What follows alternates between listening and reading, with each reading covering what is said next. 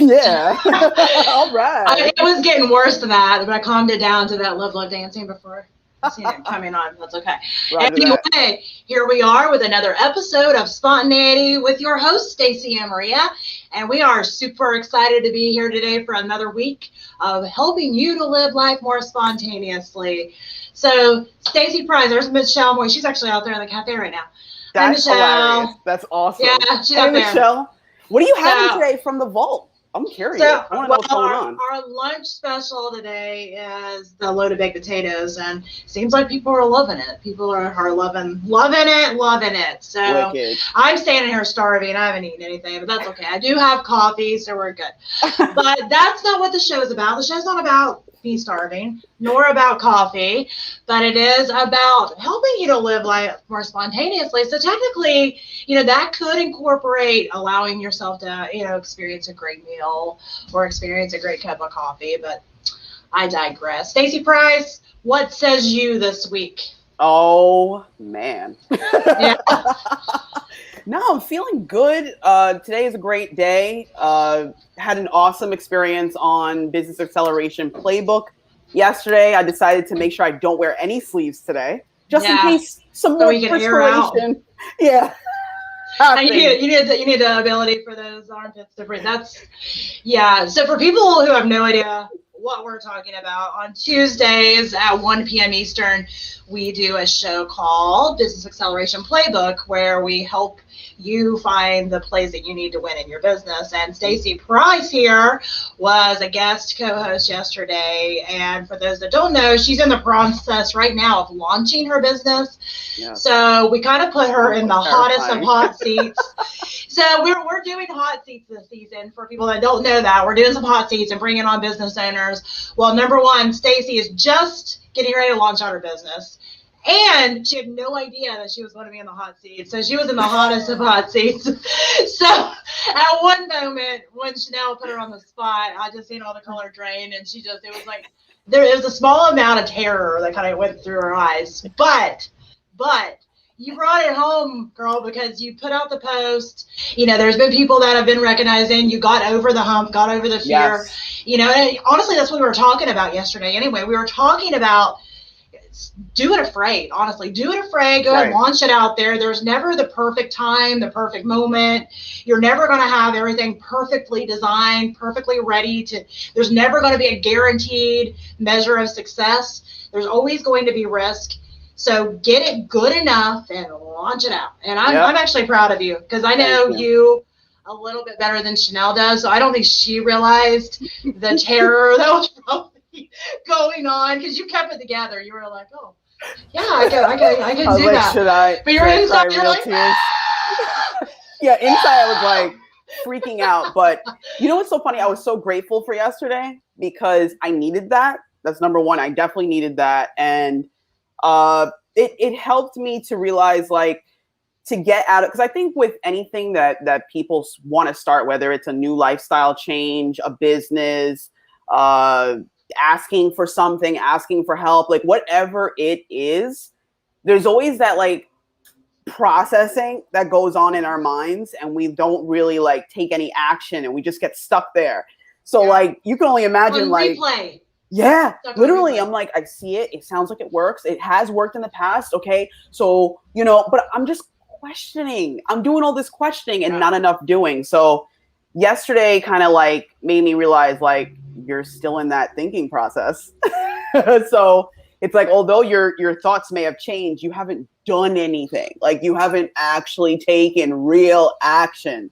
So I was really grateful for yesterday. It kind of made me realize, like, oh, like, yeah, you need to, just like she said, you got to start recording videos. Isn't it funny how that we can convince ourselves that thinking and that planning phase is real action? Yeah. Wild.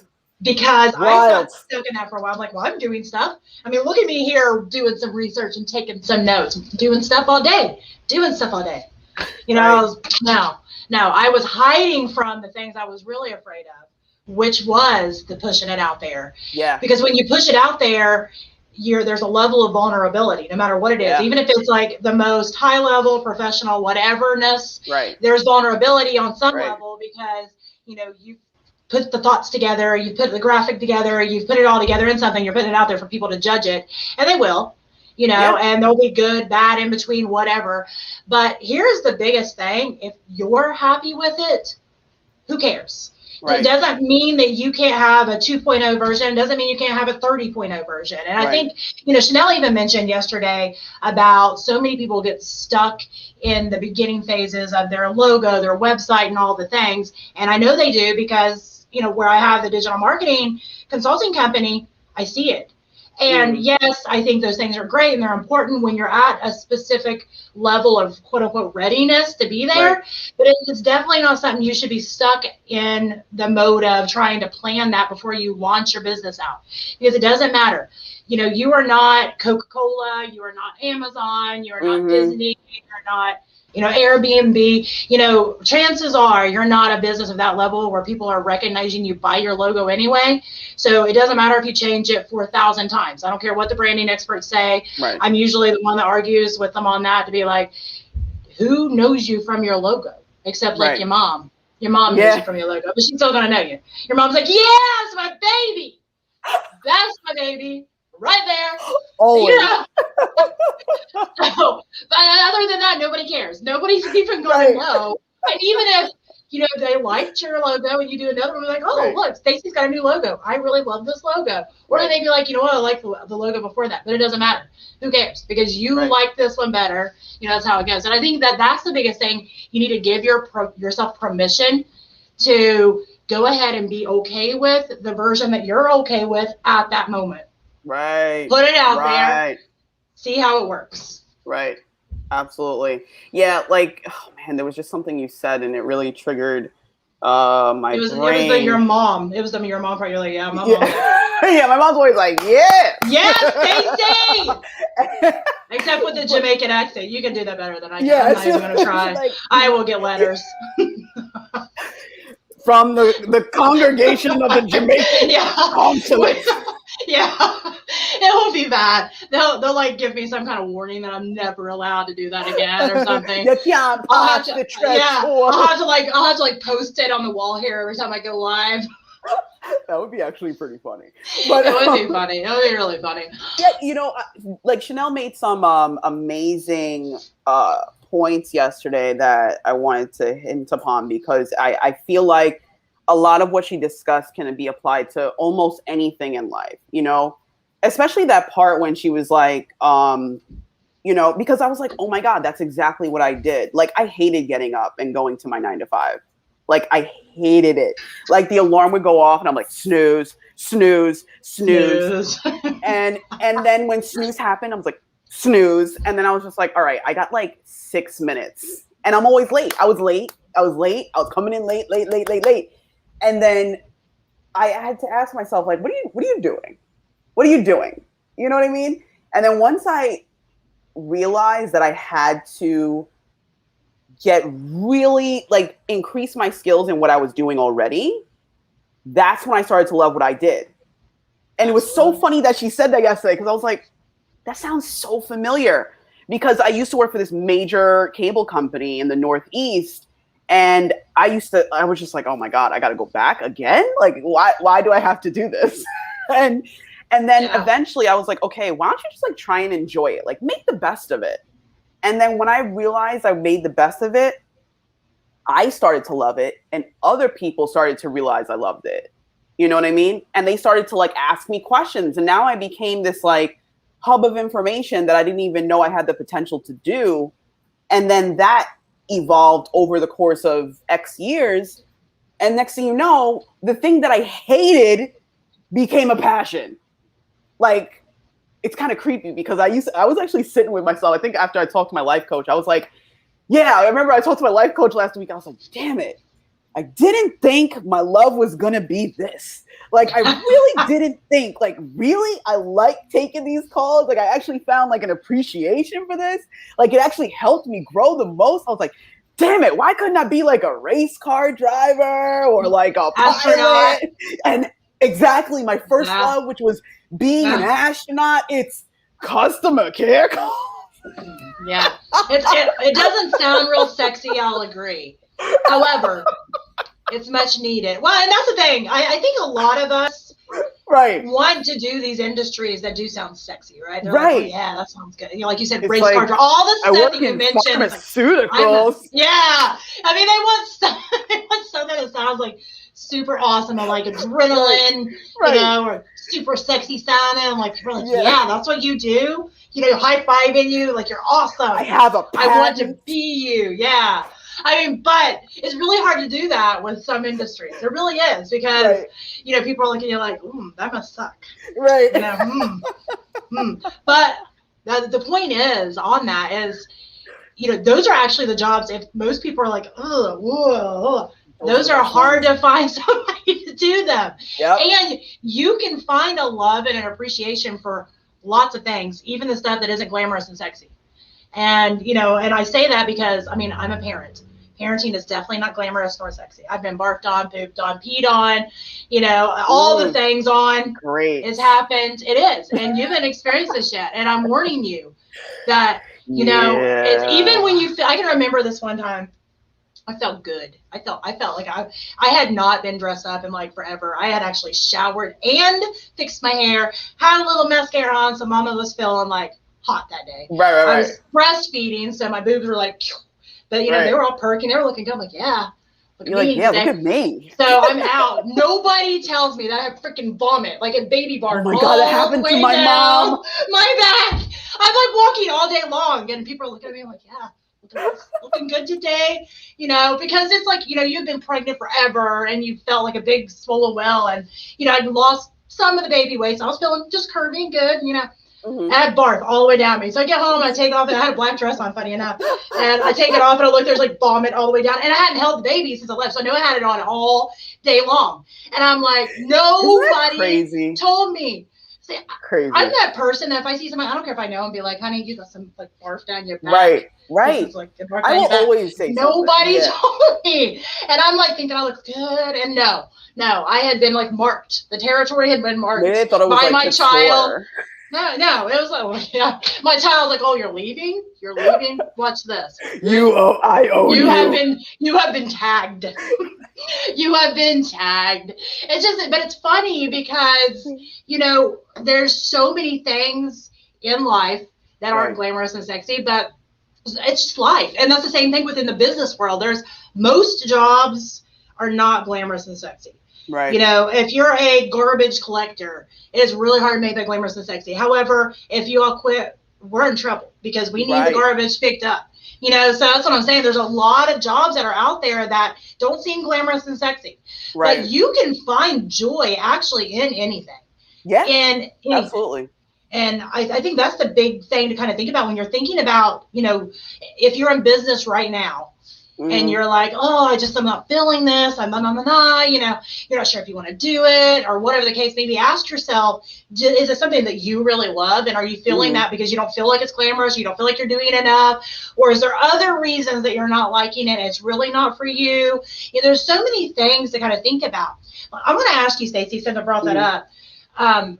Whenever you were kind of in that moment when you were working for somebody else and you were kind of in that customer care service side of things, could you have imagined that it would be something that you would be circling back to as something that you were passionate about, like at all?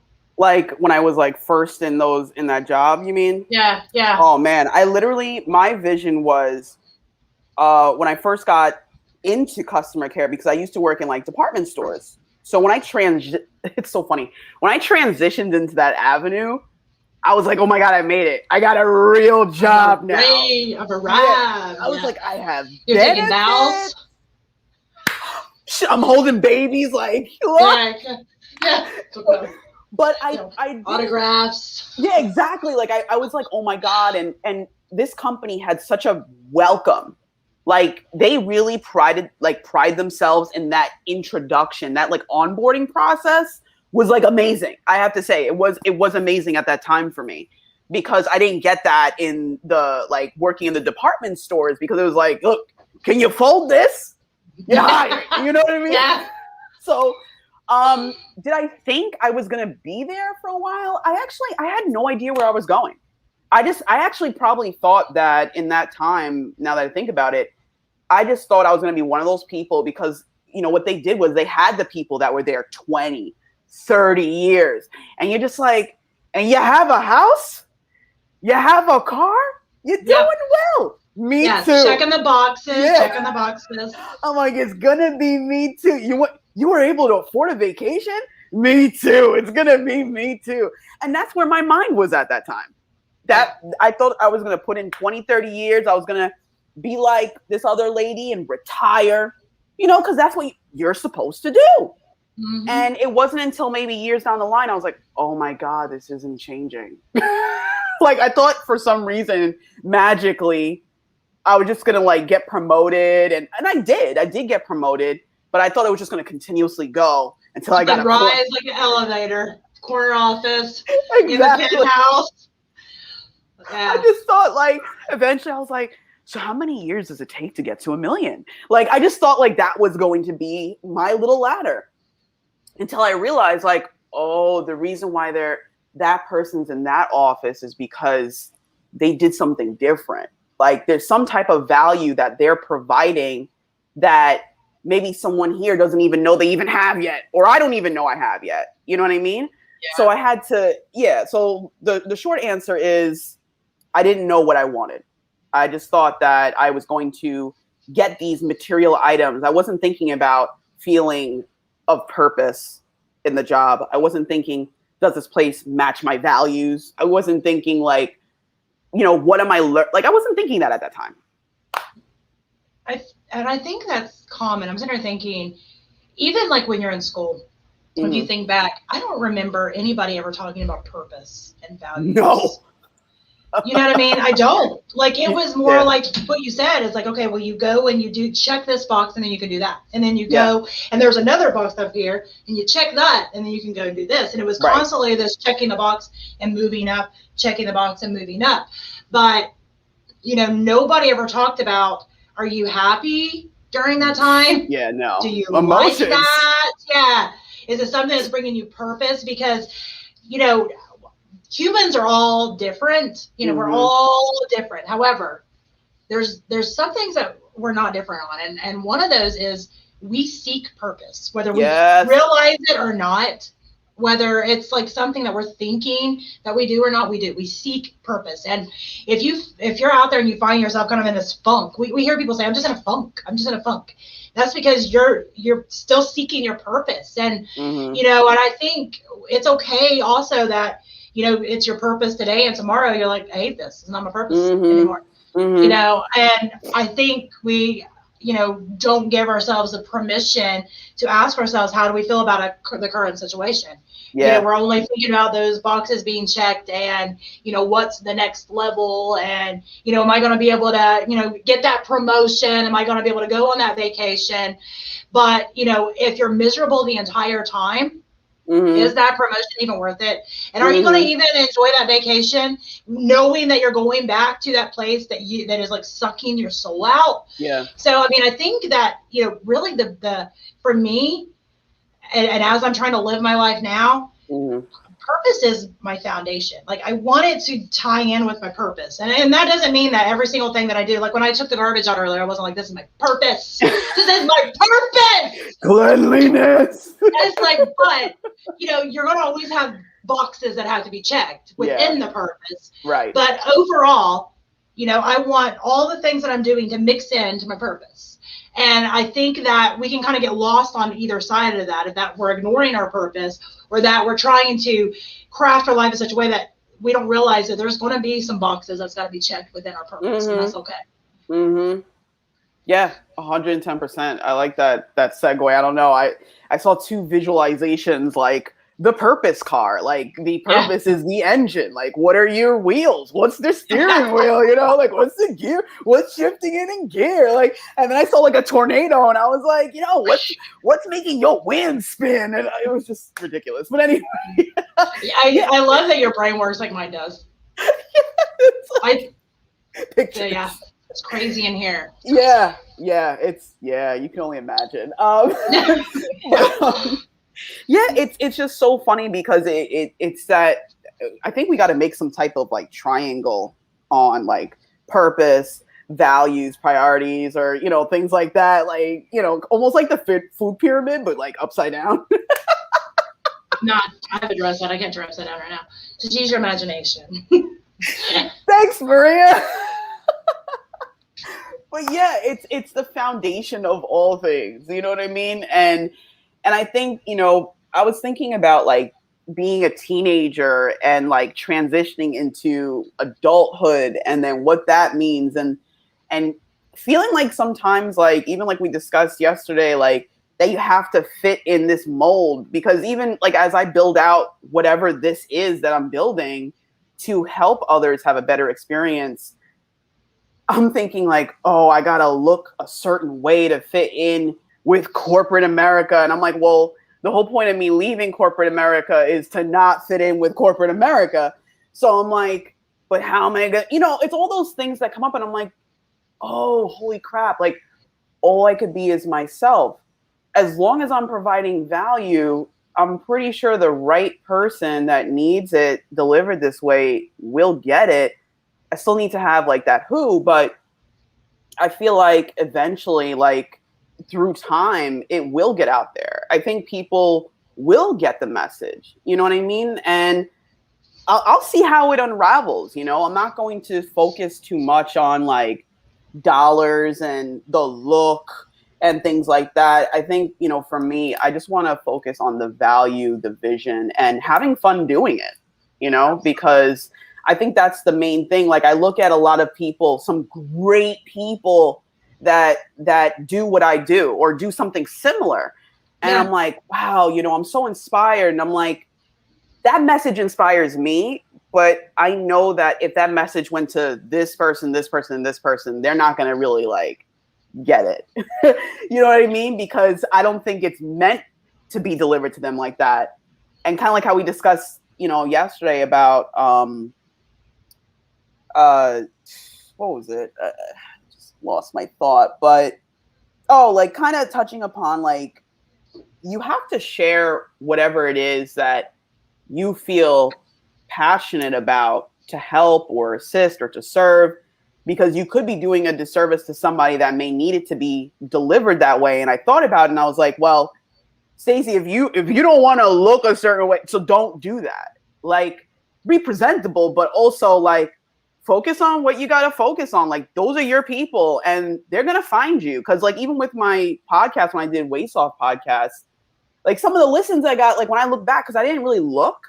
And then when I look, I was like, whoa, that's a lot. That's a lot. Yeah. Like, I was just like, yo, people, I asked myself, I was like, I don't know about you, but when I got my first like 10 listens, I was like, 10 people listen to it? 10 people like me? Yeah. I was like, what? Yeah. And then sometimes I would get comments to be like, this helped me so much. I'm like, it did?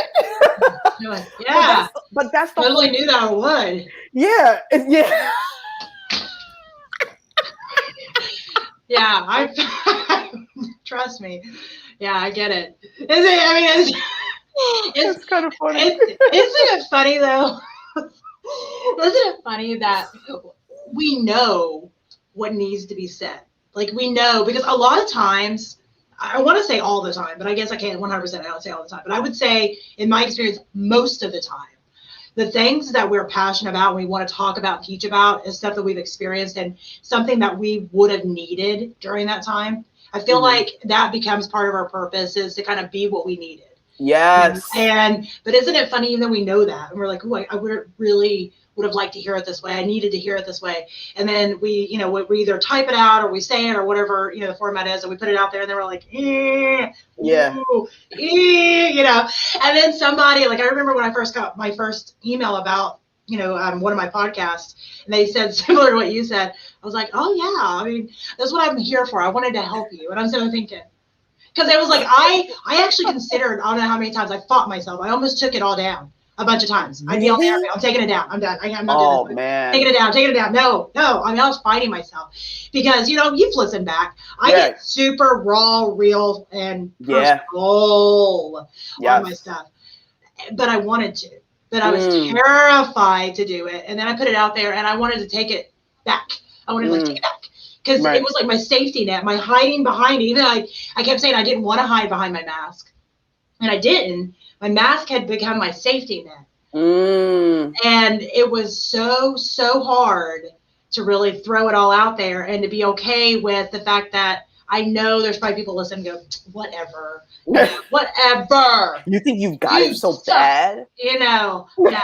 It's just like, I mean, I know that's out there and that's fine, but those aren't my people.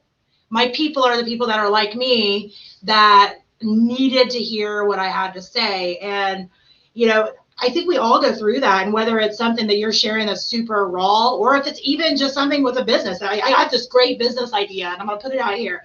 And then you're terrified about what people are going to say. And I love what Chanel said yesterday about your friends and your family are not your people, because they're not your people.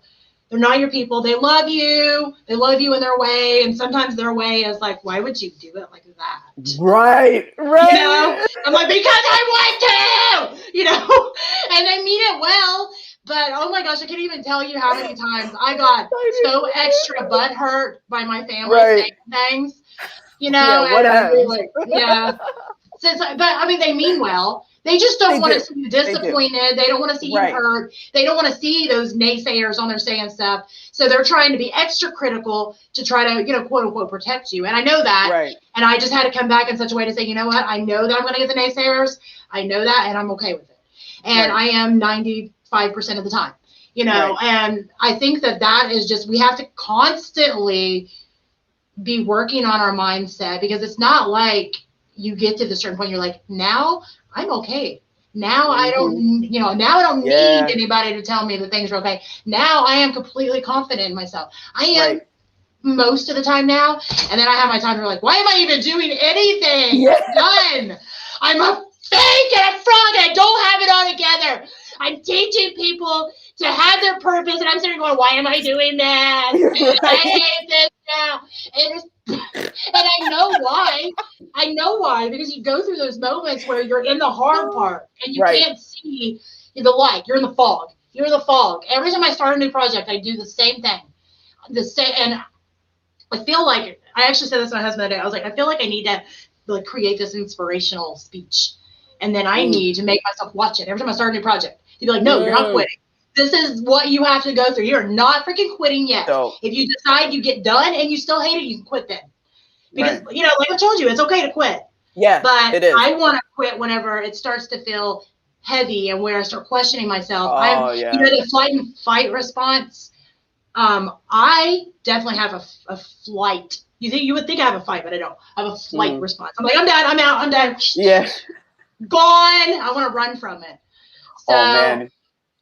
Who told me this was a good idea? Oh, I think, so Michelle says she's working on her last paper of her degree, actually here at the coffee shop. Nice. So, and I'm super proud of Michelle for that. Congratulations, Michelle. Yeah, she's a mom, and she's got a lot of things going on. And she is, and it's tough. I mean, balancing life is tough.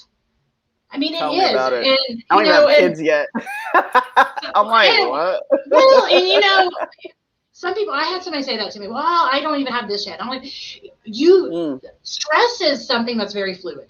Yeah. You know, and your stress level definitely changes, but it's almost like I don't feel like I handle it much differently than I did before that I had the kids. When I was super stressed, I was super stressed. And now when I'm super stressed, I'm super stressed. And yes, on paper, it's like there's more stuff, but the feeling's the same because I didn't know the difference at the time. So, and I think it's the same thing. Like even think about like pain levels. It's the same thing with like pain. You know, people be like, whoa, high pain tolerance. You know, well, it kind of depends on what is pain to you. You know what I mean? Like, what is, like, if you're somebody that's in chronic pain every single day, you know, you might get your arm severed. You're like, yeah, I mean, it hurts a little bit, but, you know, but somebody else gets like, my husband gets like a paper cut. He's like, ah! Oh! You know? But pain is pain, you know. Pain is pain. It's going to be the worst of what you've experienced in your life to that point. Same thing with stress. Stress, a lot of stress, debilitating stress is going to be the worst that you've experienced in your life at that point. And I think that's important to say because I feel like people hear me and they're like, well, you've got all these businesses and all these kids and all this stuff. And it's almost like it makes them feel like they are not allowed to be stressed, and that's not how it works. That's not how it works. Not. Yeah, stress is stress. True. That's true. So, thank you so much. You've always been great encouragement. That's because we love you, Michelle. I'm really terrible at doing hand hearts. It looks better from this side. I just want to share that with you. See, that's what I see. Yeah, there you go. It's whatever way you can do it. Whatever way. See? It's how you look at things. It's how you look at things. Perception, guys. Yeah, that's a pretty darn good heart. And then you look at it like this, you're like, potato. She tried. She tried. But I like your point there, Maria, because it's so funny. Like when I think back, I used to actually tell myself like I couldn't be happy until. Like I actually put like it's funny because I think back and I'm like, wow, like I used to think that way. I love that Facebook shows like all these things that we posted in the past because I like to share them. Because a lot of people are like, yeah, you'd be like, ooh, I remember that year. Not good. But, it shows like how much, we got to give ourselves credit for doing what we do, whatever it is. And I like the point that you made because it kind of reset my brain a little bit. I saw a post today, and I put a picture of myself. Like I took the screenshot. I got to show you this picture later, but I was just like, oh man, I was like, I was really in a space back then because I had no idea who I was. And I'm still learning. I'm still learning who I am. You know what I mean? And I think, we don't give ourselves enough permission to like ebb and flow in a sense. Like just like kind of go with it, but then like pick up like those breadcrumbs of ourselves along the way. Just like we were talking about yesterday. It's like there's going to be moments where like your purpose will shine at you and you feel good in it, but you don't even know that that's what it is. You have no idea because you're still learning, And then we have these areas where we're just like, oh, all right, well, maybe next time I'll, do this or whatever, or, this is not for me and yada, yada, yada. But I think it's the whole point of that journey, the journey of self, because, a lot of people are going to give you insights. A lot of people are going to be like, you think that's going to work? Or, oh, I think like, what's his name? The CEO of Netflix, literally his book is called the title that would never work because, he was turned away so many times, when he came up with I think it was him and his partner. I don't know if it was just him or I'm pretty sure it was a team or him and others that came up with the idea of Netflix, and it was presented and they kept on getting a lot of no's. And he said, screw it. I'm going to go here and do it anyway. And look at them now. You know what I mean? Exactly. Look at Crocs, right? Crocs, the ugly. You're like, I appreciate the company. I appreciate the brand. But yeah, they're not for me. But go ahead. But a lot of these companies started off with people going, what? Are you kidding me? You think that's going to sell? Like I have my Toms on now. I got my Crocs on, baby. I got my bright yellow Crocs on. We need to have a Crocs and a Tom war. And then get a war. So funny. I'll get notifications from your email every 5 seconds. Toms. I'm like, okay. Yeah, they love me. I spend so much money with them. Oh, I know they love you. I could tell. I just see the notifications. I'm like, yeah. But it's all good. I mean, but the thing is, I think, most importantly with this like conversation, it's about aligning with yourself and knowing that it's not going to be this cakewalk of whatever it is that you decide to do. There's all levels of stress that's going to happen, but it's about how you handle the stress. Just like how you were saying, like, you probably handle stress differently than you do now, or you may have those moments where it's like, oh, I did it again. Because I know I do. Like I have these moments, like Natasha will tell you, where I'm just like, oh, I slipped, and that's going to happen. But you kind of have to be okay with it. It's kind of like, I remember, I had issues with my weight and food. Like my relationship with food was not healthy at all, like at all. And I remember like at one point I was even taking like diet pills and all this craziness, and people were complimenting me like, oh, you look so great. Everything's so great. You must like be, you must be this. And I felt great because of what people were telling me. But I know deep down I felt like a fraud because I wasn't telling them that other side.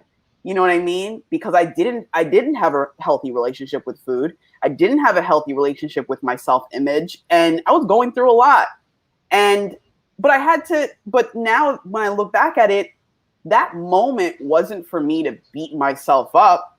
That moment was for me, if anything, to like look a little bit deeper. Like, yeah, you may be doing this right now, but what small changes can you make today to help you transition?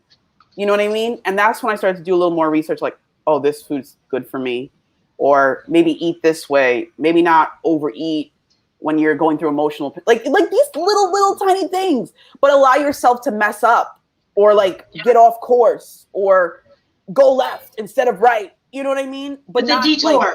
The detour. Like, because it's in the detour where you learn what your path is. It's kind of like, I think what Sean Dustin was saying. It's like, what is the quote? Hold on. It's in your, what he said? Oh man. Oh, the magic is in, girl. So the magic is in the lowlights, not the highlights. Yeah. Because we celebrate those highlights. We celebrate that. Like, oh my God, Coca-Cola. Oh my God, like this big brand. But we have no idea what it took. Yeah. To get to that moment. Like, look at like Arnold Schwarzenegger, like all these people that we celebrate for their health and their body and all these things. It's like, we have no idea what they had to go through to get to that point. You know what I mean? Before they ebb and flowed and like, oh, all of a sudden, okay, I'm starting to see it now. You know what I mean? I 110% know what you mean.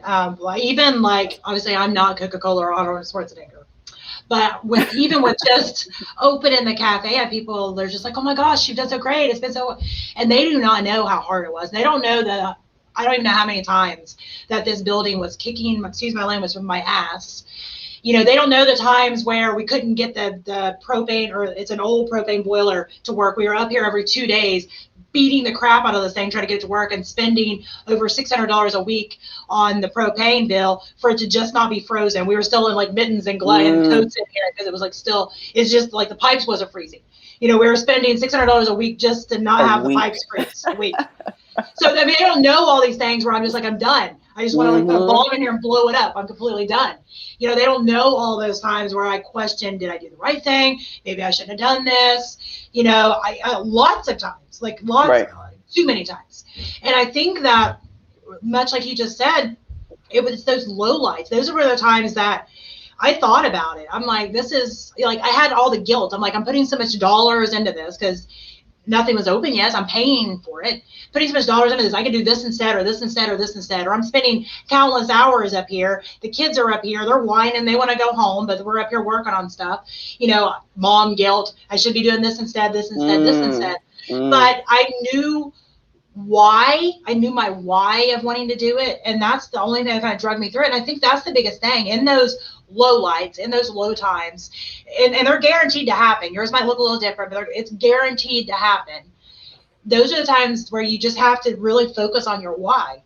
And I think when you do that, that'll let you know if it's a time that you need to go ahead and just say, well, I quit this. And there has been times with projects I'm like, it's not my why. You know, why am I doing this? If I ask myself, why am I doing this, and it doesn't attach to my why, I'm like, yeah, this is it. I need to keep going. If it doesn't attach to that, then it's okay to quit. You know, it's okay to stop. And I think those are the moments that really either empower us and allow us to grow stronger in our why, or they allow us to kind of pull back with permission and refocus on our why. And I think that is, you know, that's a big thing that a lot of people don't think about. And you said something earlier, and I kind of jotted it down. I wanted to bring it back up, just about, you know, things being fluid. And I think everything is actually fluid. And I think we get into this idea, even with saying stuff like we say, like my purpose and my why, and we don't realize those can also be fluid. Your purpose and your why today doesn't mean that that's your purpose and your why tomorrow, next year, a decade from now, 30 years. you can change your purpose. You can change your why. You can change whatever you want to. Right. That is okay. Right. Absolutely. I love that because just like I brought up yesterday with my show. You remember when I was like, all right, so do I make an announcement? Like, when do I do it? And I was like, all of a sudden one day I was like, we're going to do it today. I was just like, okay, when do I use the layout? When do I use the StreamYard thing? Do I we're going to do it today. I'm just like, we're just going to do it today. But it's like, I got so stuck in that thought process. And I think a lot of it, that I do feel that some of us, we're focused on what will others think, what will the people say? You know what I mean? And that can hinder us a lot with anything we do. Think about wearing a certain type of bathing suit to the beach. It's like, but I don't want to, but what if, let me tell you, people are out there wearing whatever the heck they want to wear. Sometimes you're going to be like, me too. I love it. I'm like, yes. I just want to go I'm not even a hugger. But when I see out there and they're just they don't care. Yeah. I love that. Yeah, because it gives me courage. Yeah.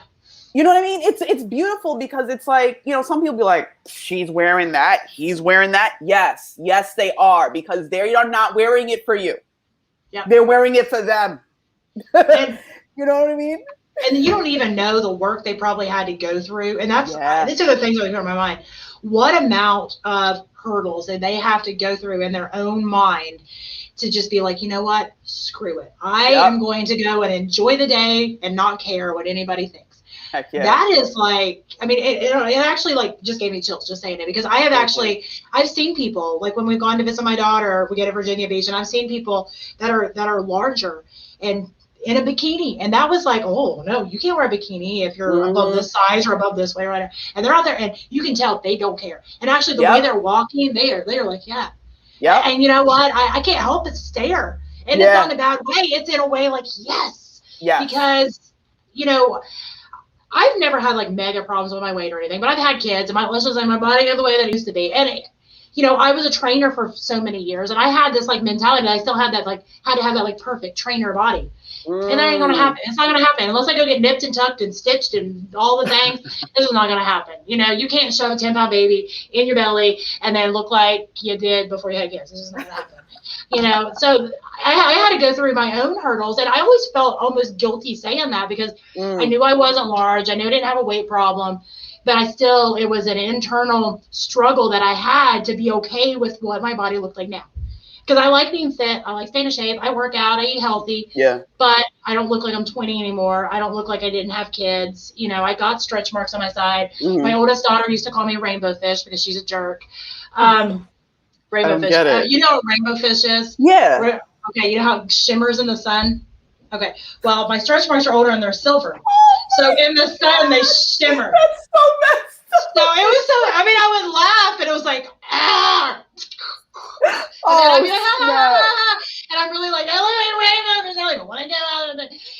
It's this person came out of me, and this is what she says. Oh, that's okay. I remember telling her. I remember telling her. She's the one that has kids too. I remember telling her, I'm like, walk around with your perfect little 15-year-old body, judging my rainbow fish stripes, but you just wait, because it's fine. But the point is that we all have our internal battles and struggles, and you don't know what other people's struggles are. You don't know. I've seen people that have actually come to me for nutrition consultations, and they are like hot bod, and they're like sitting there crying in my chair because they're so overwhelmed because they don't feel good in their own body. And I'm like, girl, I'll take your body. Give me your body. Yeah. I'll take it.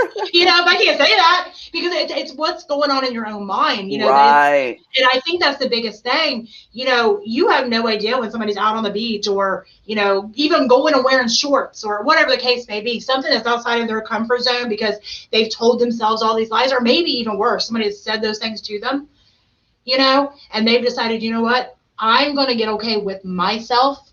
I'm going to be okay with what I want to wear, and I'm going to go and appreciate my body, because our bodies are actually, if you think about it, they're amazing.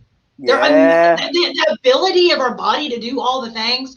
And I had to come to that conclusion. I'm like, I have grown people, smart aleck little people that go and do their own thing and trash my entire house. I have grown those people.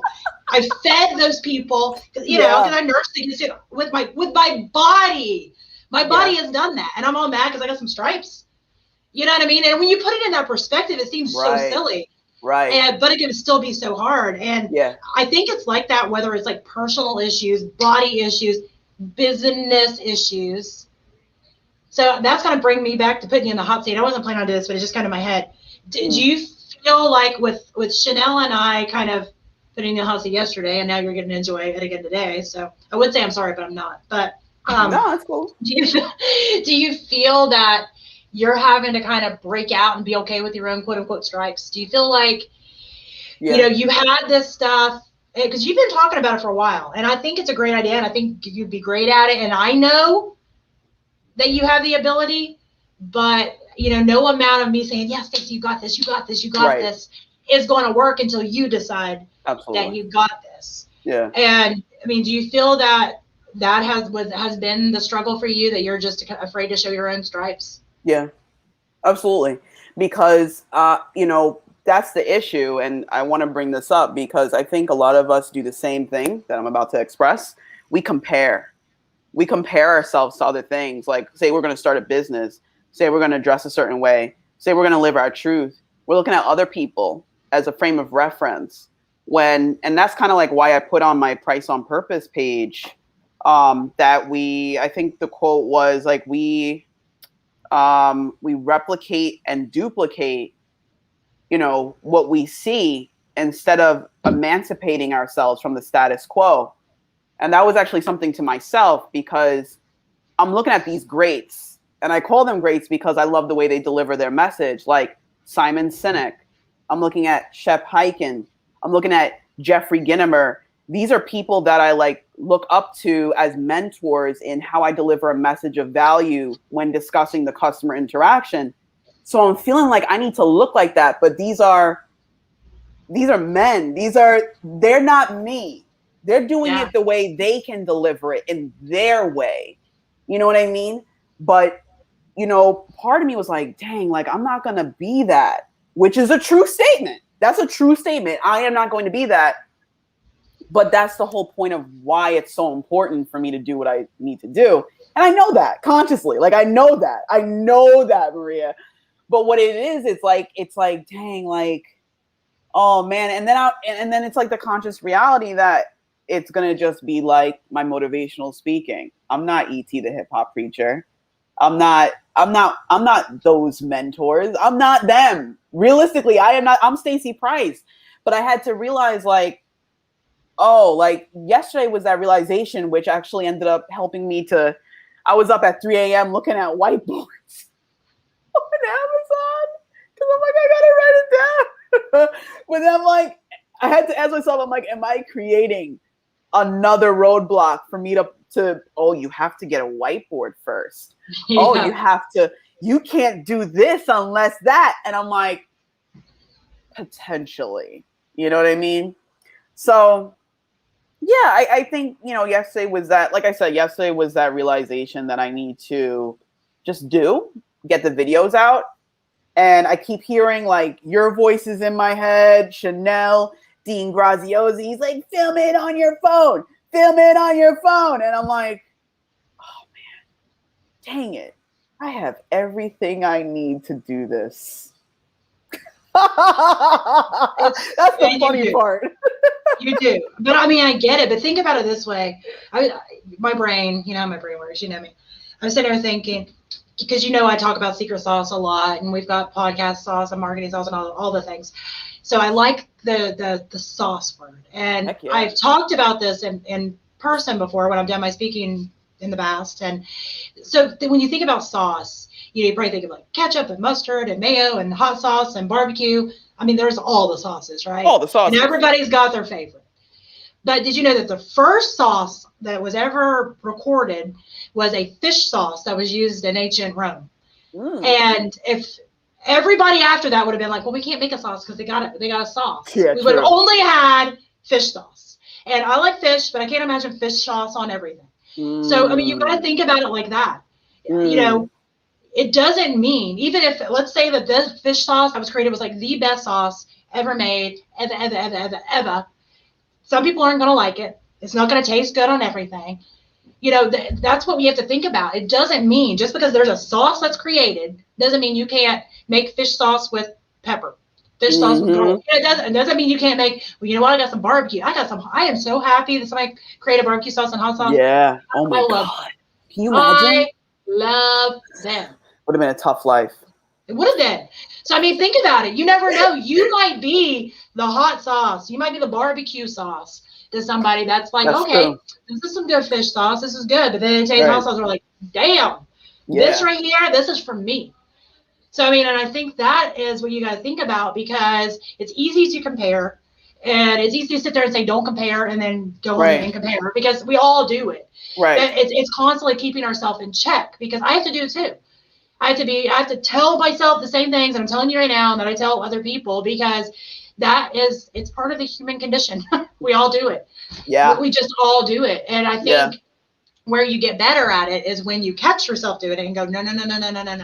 Yeah. They're amazing. I can be like, yes, fish sauce. Woo! And I can be like, but I want some barbecue. Yes. Yeah. Oh my God. Well said. You can celebrate it all. Heck yeah. Heck yeah. I love it. And that's the thing. Like, we don't even realize sometimes how necessary our sauce is, like, and how needed our sauce is, and how important it is to share it, because you don't know. And I think that's the part we got to kind of like start to love the unknown and uncertainty, because we don't know everything. We don't know what's going to happen. You know, it could skyrocket. People could buy this sauce all over the world. They'll be like, I had no idea everybody's going to buy the sauce. Or it could be like, you know what? Nobody bought the sauce, but that's okay. I'm going to make a new one. You know what I mean? And there's stress related to both of those too. There is. And if all of a sudden you create the sauce and you have like 5 bottles and like 5 million people are like, I want one. You're going to be like, ah! Because it's like, I can make 5 bottles. I don't know how to make 5 million bottles, right? And the same thing, you make 5 bottles and it just sits there. It sits there. It sits there. And it sits there. Yeah. I'm actually really curious. So, you know, just like you said, you know, the cafe is experiencing all this type of shift and everything. How did you feel like when you started to like, I'm sure, did you have well, let me ask you this. Did you have moments where you sold out of stuff? We sold out, yeah. And there's also been moments where I'm like, oh my gosh, I'm trying to go to the store and get some milk. Because it's like, you try to plan, but it's all over the place. And another thing, and I'm having to get okay with this too, is to be able to be okay with saying, no, we're out of that today. Because how's that working? It's not so well so far. I'm having to be like, no, you can do it. Because it's bringing up my inner people pleaser. Because I'm a people pleaser. Like, I'm a recovering people pleaser. And it's really hard for me on this level, because I am a helper and I want to stay a helper without being a people pleaser. And that is a very, very fine line. It's a very fine line. And if you add in like food and drink and experiences with it makes it worse. That's like my drug of choice. Like, you know, it's like an alcoholic walking into a bar or something. You know, so it's like, it's really, I have alcoholics in my family. It's really a terrible joke, but you know what I'm saying. But anyway, you know, the point of this is, the point is though, is that it's a very fine line, and I have to ask myself, okay, am I okay with going into, do I have time to do this? Is it actually going to mess up anything else I got that day?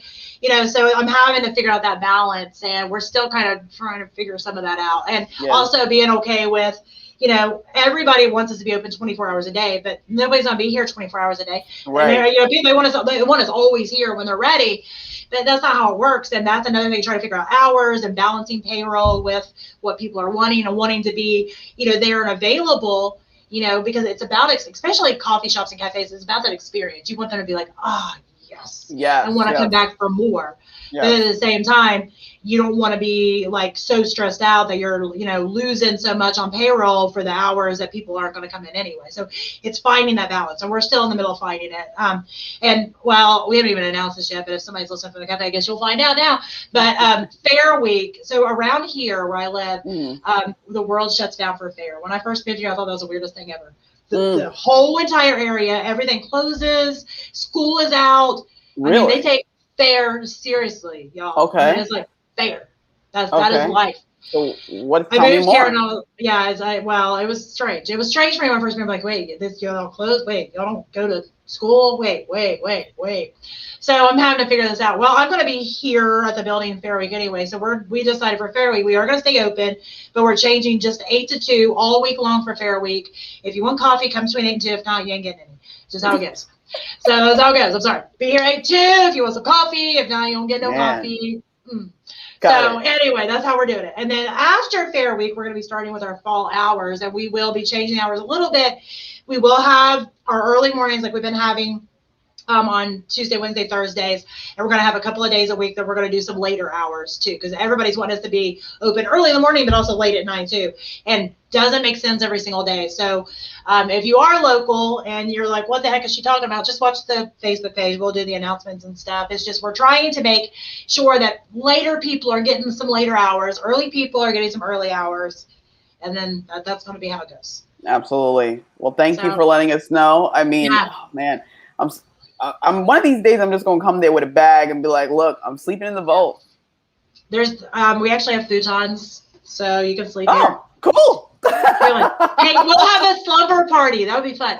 We can have a vault slumber party. We can podcast during it, live podcasting. All right. Like a late night podcast at the vault. You know, I was looking for flights to Ohio. CVG. It's CVG. It's not bad. It's not bad. It's Cincinnati. Like at certain times it's a little crazy, but I'm like, all right, I can do that. I can really do it. Where do you fly out of? Newark or? I fly out of probably. It's probably going to be JFK or LaGuardia. I would love to fly out of MacArthur. Newark is so much better. As far as the airport, have you flown out of any of them? I've flown out of JFK and. I don't think I've been in JFK. That was when I went to Jamaica and Trinidad. I hate LaGuardia. I'm sorry if you work at LaGuardia Airport, people that are listening. I just didn't like it. Yeah, I would love to visit, Michelle. I would love to visit. But yeah, I'm gonna talk to Natasha, maybe blindfold her. Party at the vault. We're gonna have a slumber party at the vault. I'm gonna tell her like, yo, guess what? You got a plane ticket. We're leaving. She's like, where are we going? I can't tell you. She'll be so mad. She'll think she's going somewhere like exotic, and you bring her to Ohio. And you'll fly into CVG. She's gonna be all excited, and then I pull up, and she's gonna be like, "What?" All I gotta do is bring her to the vault because she's a coffee head. If I just shove coffee in her face, she'd be like, "Yeah." I'll pick you all up, and I'll have coffees, and I'll just be like this. That would actually be she can't even be mad. She can't be mad then. She'll be like, I was mad. You brought me to Ohio. Where am I? I need to be near water. And she'd be like, okay, everything's fine. I'm going to sprinkler out. I'll set a sprinkler out and have coffee. A fake palm tree. It's like a slip and slide. Slip and slide. Get like some plastic bags. A baby pool. I'll have floaties on and a baby pool of coffee like that. She'd be like, this is the best. We'll be at the airport. We'll get arrested. We'll be out there in a baby pool. I'll just pull it out of my trunk and then dump some water. I'm out there like this. Ohio native causes a ruckus at airport. I wonder what the legality of that would be. Oh my goodness, that would be a Vault Cafe owner Maria Daniels loses it at Cincinnati Airport. And then they'll show the video. They'll be like this, and people that know me will be like, "That's not slow motion." That's like she does this all the time. Somebody's sitting in their couch at home with their feet up, like, what a shame. Anyway, Maria, it's 12. We got to round it up and let the people know. All right, so Next week, we'll be back again, 11 a.m. Eastern time for another episode of Spontaneity. And I do want to give a quick shout out to Stacey Price quick shout out to you. I know you're all embarrassed. That's fine. You took the hot seat yesterday like a champ. And you're doing the next 6 days of, kind of sharing more about your business journey. And I know that that's been a struggle, and it's hard to put you on the spot like that, but I'm super proud of you. And I think it's awesome. And I'm excited to see, what we have in store next week for Spontaneity. And you can also tune in to Business Acceleration Playbook on Tuesday at 1 p.m. Eastern time. If you are interested in the business world, maybe you have a business and you're wanting to find the tips to help your business succeed. Absolutely. We'll be there to help you. So until next week, everyone, thanks a lot. Bye. Bye now.